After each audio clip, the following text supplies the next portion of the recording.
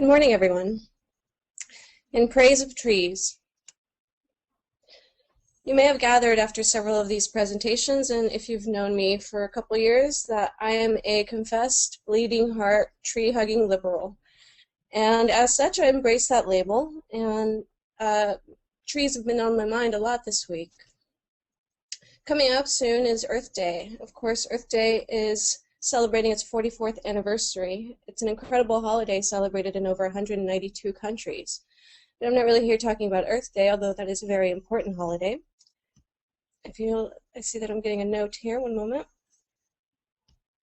Okay, sorry, going on. But Earth Day is very specific to Earth, and here I'm going to talk about Arbor Day. Now, another great holiday that is in April related to the Earth. Arbor Day is traditionally the last Friday of April, but it may vary based on where you live. For example, here in Washington, our Arbor Day is next Wednesday, and it's generally falling within a good time window for trees to be planted in your region. So I encourage you to go check out Arbor Day Foundation and see when your Earth Day was. The first Earth Day in the United States happened in 1872 in Nebraska. And according to the Arbor Day Foundation, which was founded in 1972, it was estimated that more than 1 million trees were planted on that first Arbor Day back in the 1800s. But of course, doing some research, meaning going to Wikipedia and updating this presentation, I learned that the real first Earth Day took place in a small Spanish village of Villanueva de la Sierra. It's a town that launched the first Earth Day in 1805 by a local priest who was taking a stance against the ravages of the Napoleonic Wars. The first Arbor Day was a big party, big fiesta, with lots of enthusiastic support from the entire population of the village. Also, Wikipedia tells us that trees come in many varieties. A tree is a perennial woody plant consisting mainly of a main trunk, and branches. There's been over 100,000 species of trees that evolved in parallel, reaching higher than the grasses to capture sunlight. We've lost your video, Carmen.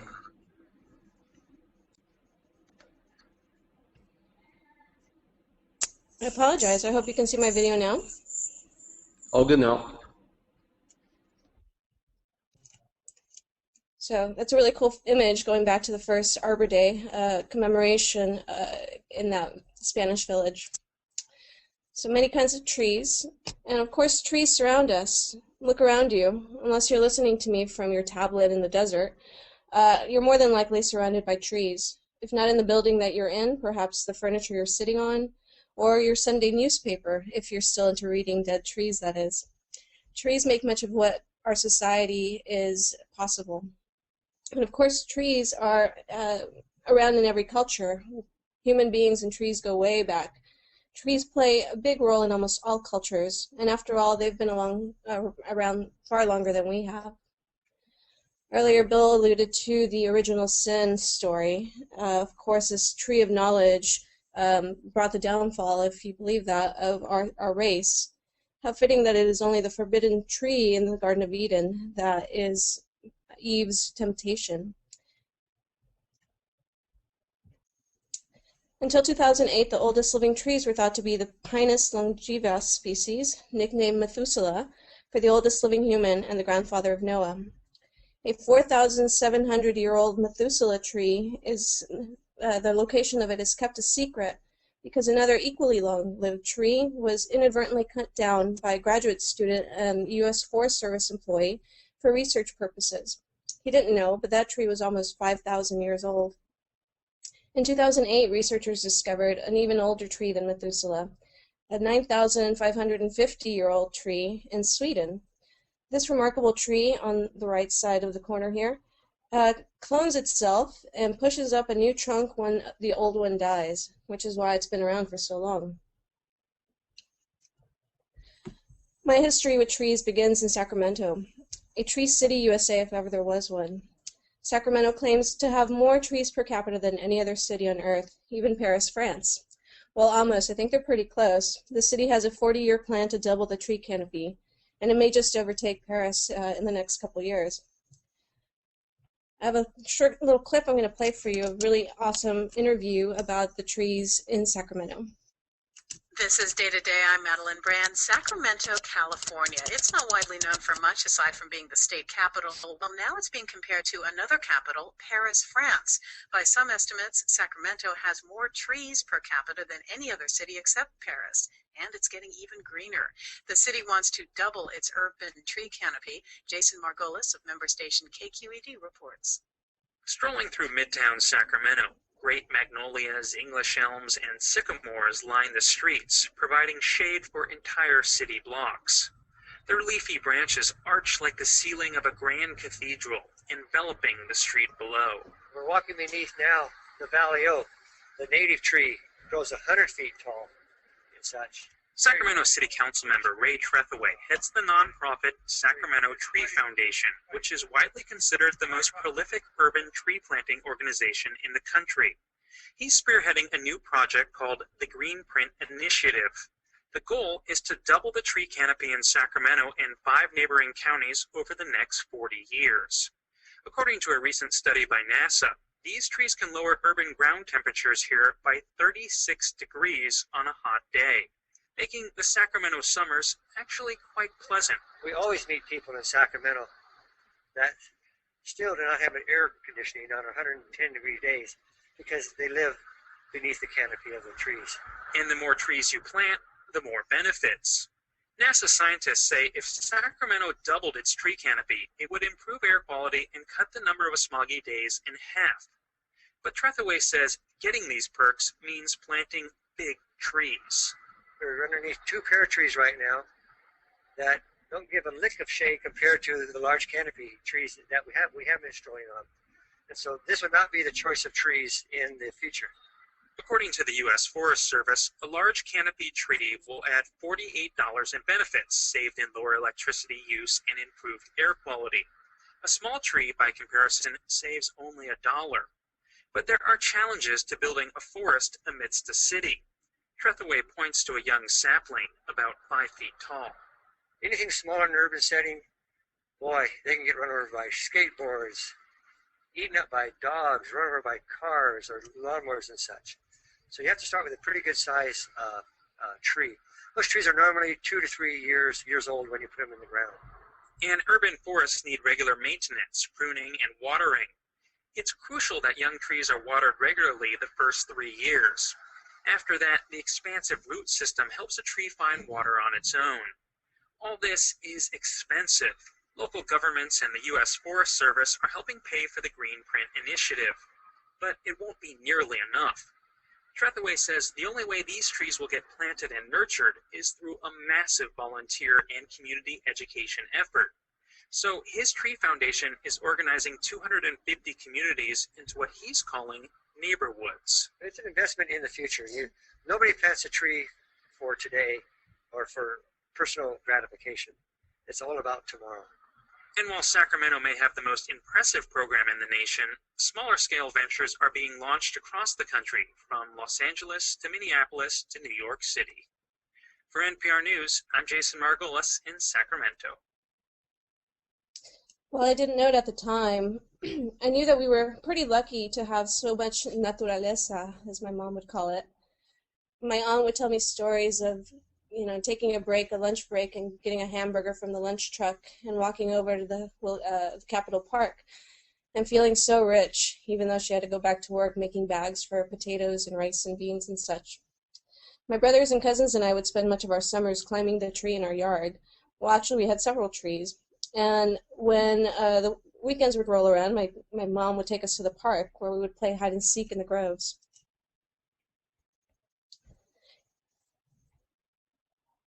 Living in Los Angeles, I definitely noticed a short supply of trees. This is a view out of my window when I lived there.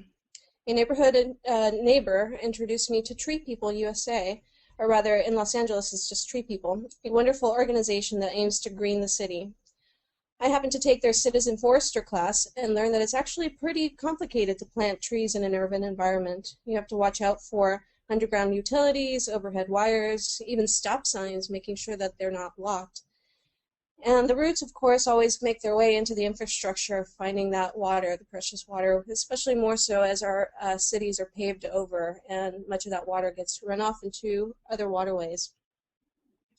Here in Seattle, the city has taken bold steps to protect our urban trees. The City Council passed a resolution recently to establish the requirement to obtain a permit to remove any tree in any residential, commercial, or industrial zone.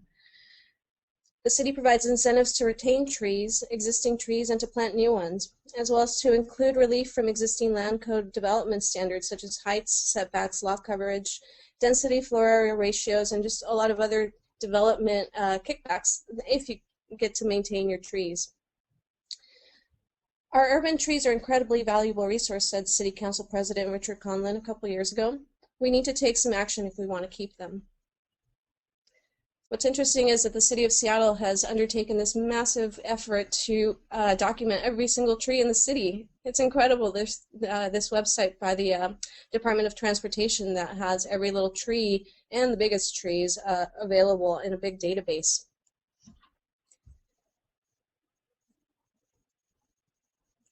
If only we really valued our trees as much as they value us or provide value to us. We've definitely undervalued trees at our own risk.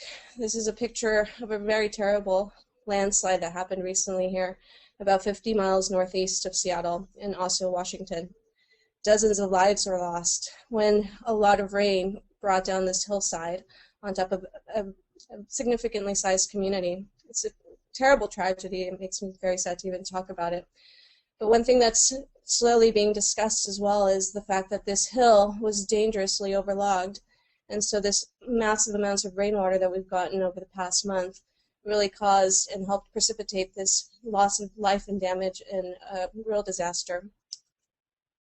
But I don't want to bring us down. I'm here to celebrate trees. So I'm going to pick things back up by talking about some really awesome things that trees provide for us. This is my current favorite tree. It's a tree that's outside of our house. It greets me every morning and every afternoon when I leave work and leave for work and come back to home.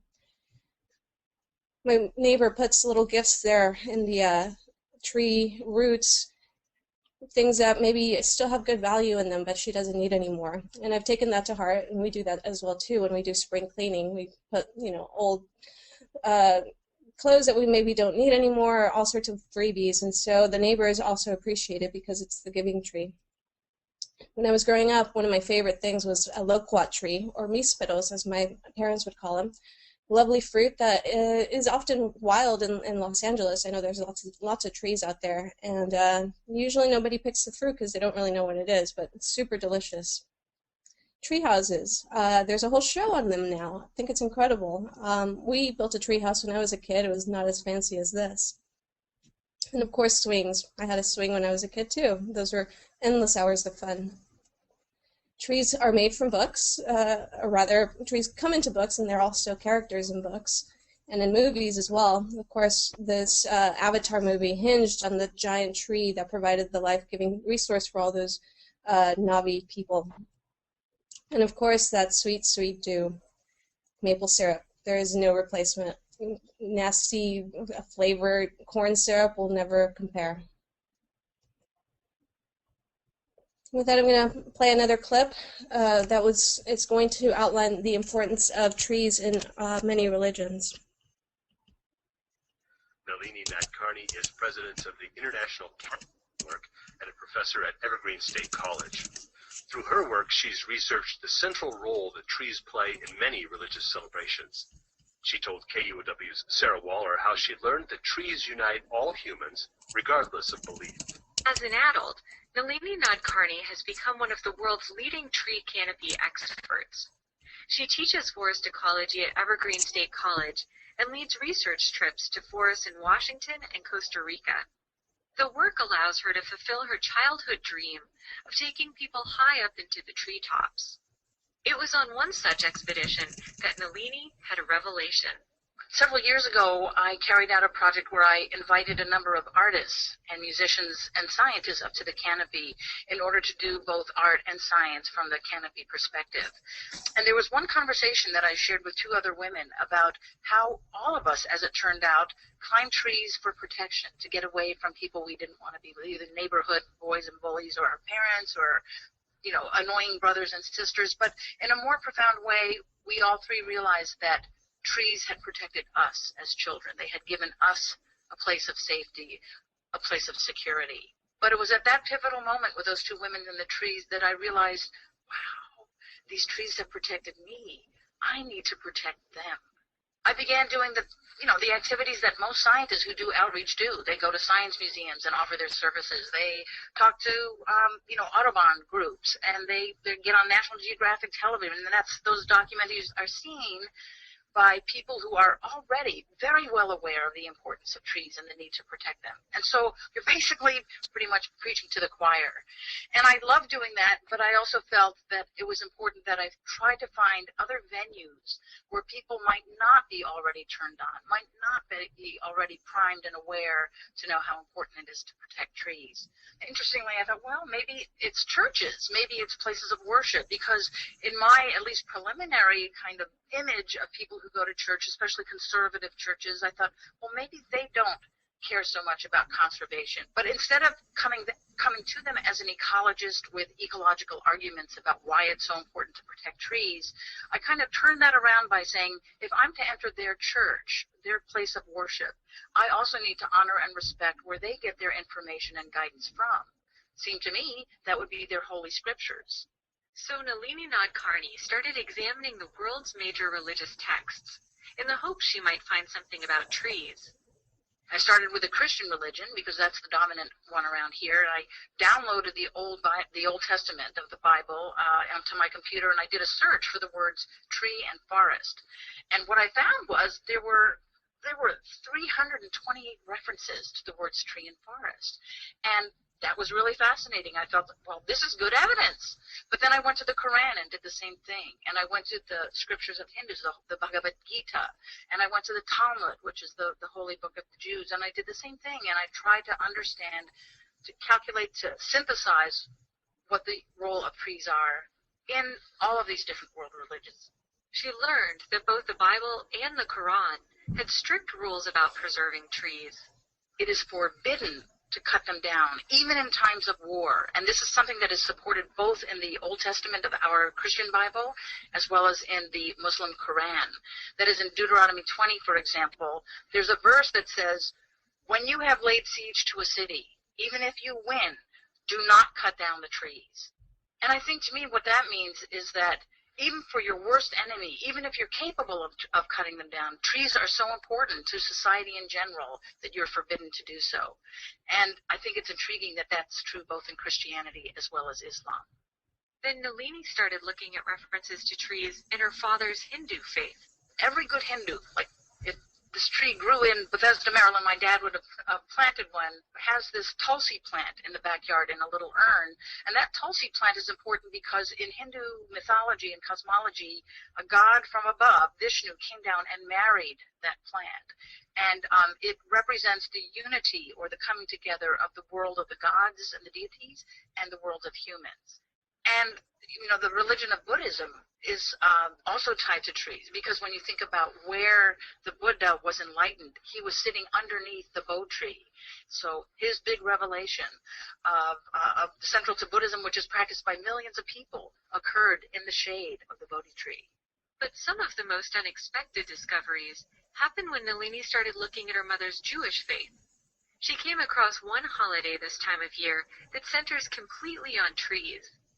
The holiday that is celebrated now in mid-January is called Tu B'Shavat, and it's the new year for the trees.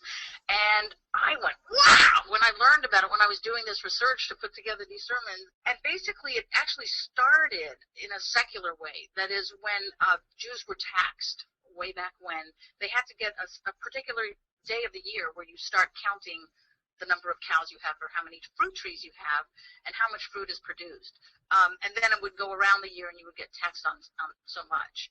But as the holiday developed, it became more and more a holiday about honoring how important trees are to Jews, what they give us in terms of fruits, what they provide us in terms of shade, how children play in them and have recreation in a safe way.